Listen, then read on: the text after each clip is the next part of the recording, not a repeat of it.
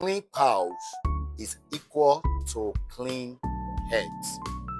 Always clean your dog paws every week in order to prevent infection or diseases build up, because these build diseases and parasites infection up unknowingly to you. So cleaning the dog paws is very important, at least once a week. And anytime you take the dog out for a walk, because he's using the leg to step every unknown environment, and it needs to be clean by the time he gets back home.